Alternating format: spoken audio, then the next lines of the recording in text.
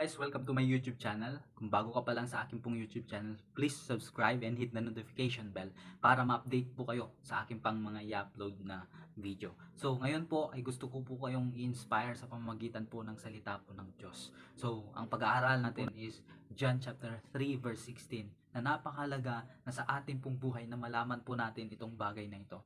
Meron tayong good news at bad news. So, unahin na natin yung bad news.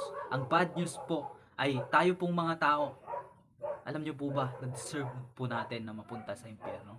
Deserve natin na itapon sa impyerno. Bakit? Dahil sa makasalanan tayo. Sabi ng Bible in Romans chapter 6 verse 23, for the wages of sin is death.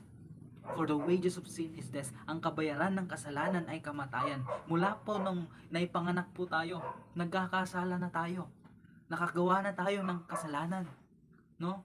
Simula pa lang na naipanganak tayo, nakakagawa na tayo. At kung ililista po natin lahat yung mga kasalanan na nagawa natin, hindi tayo karapat-dapat sa langit. Karapat-dapat ba tayo? Hindi. Karapat-dapat tayo na itapon sa impyerno because of sin. Kaya nga sabi niya in Romans chapter 6 verse 23, for the wages of sin is death. Ang kabayaran ng kasalanan ay kamatayan. Saan? Kamatayan saan? Sa impyerno. Dapat lang tayong itapon sa impyerno kasi makasalanan tayo. Pero, hindi po doon nagtatabos. Sabi niya, for the wages of sin is death.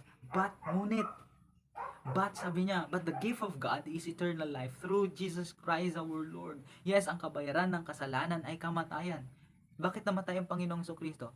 'Di ba? Para bayaran yung kasalanan natin. In Romans chapter 5 verse 8, sabi niya, but God commended His love toward us in that while we were yet sinners, Christ died for us. Na kahit na tayo po ay makasalanan, ang Panginoong Jesucristo namatay sa krus ng Kalbaryo para bayaran yung kasalanan natin. At ang good news, ito yung good news, siya po ay nabuhay na muli after 3 days.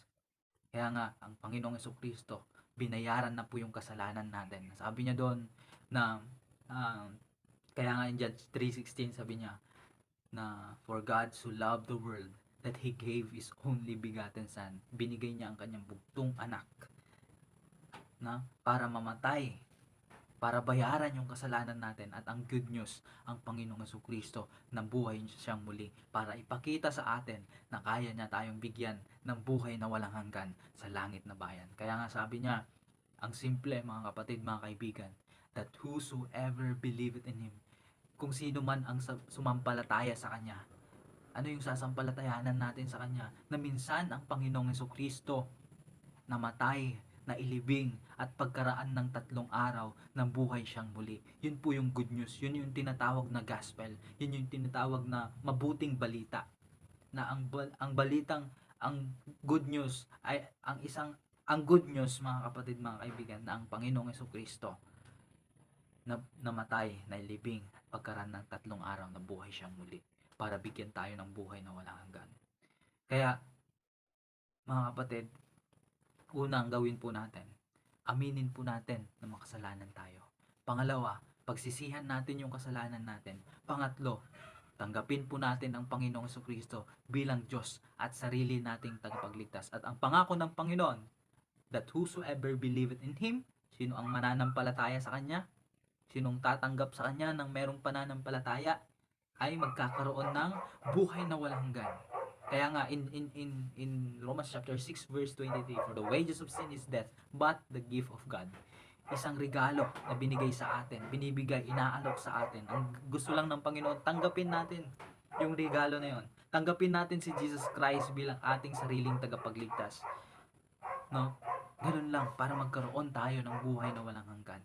So sabi niya doon, for the wages of sin is death, but the gift of God is eternal life through Jesus Christ our Lord. Bakit gift? Bakit gift yung binigay sa atin ng Panginoon? Bakit gift yung binibigay sa atin ng Panginoon? Kasi hindi natin kayang bayaran. No? Yun yung tinatawag na grace, biyaya. No? Biyaya lang ng Panginoon.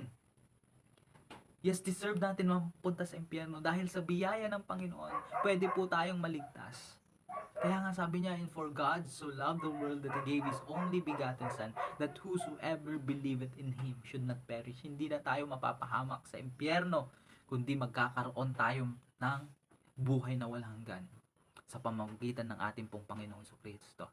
Kaya tanggapin mo siya bilang iyong sariling tagapagligtas. At ang pangako niya in John chapter 1 verse 12, "But as many as receive him, to them gave he power to become the sons of God, even to them that believe on his name."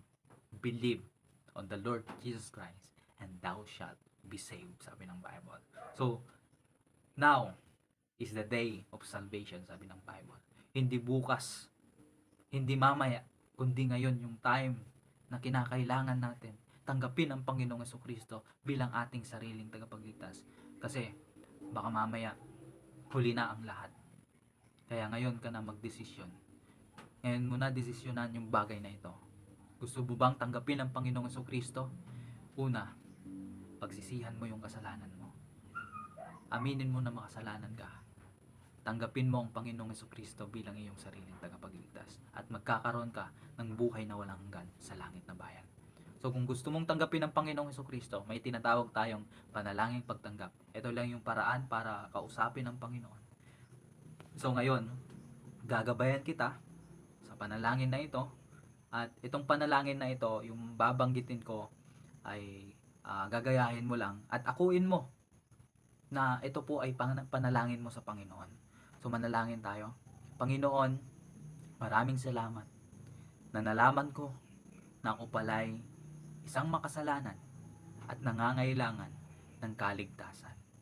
Inaamin ko po na ako'y makasalanan. Pinagsisisihan ko po ang aking kasalanan. Tinatanggap ko ang Panginoong Jesucristo bilang Diyos at Panginoon ng aking buhay. Maraming salamat sa buhay na walang hanggan. Ito ang aking panalangin sa pangalan ni Jesus. Amen. Hindi ko alam kung talagang tinanggap mo ang Panginoong Jesucristo. Ikaw at Diyos lang nakakaalam niyan. So, ang pangako ng Panginoon, buhay na walang hanggan. Kung once na tinanggap mo na merong pananampalataya ang Panginoong Jesucristo sa buhay mo. So, congratulations kung tinanggap mo ang Panginoong Jesucristo. Pangako niya, bigyan ka ng buhay na walang hanggan sa langit na bayan. So, maraming salamat. God bless you.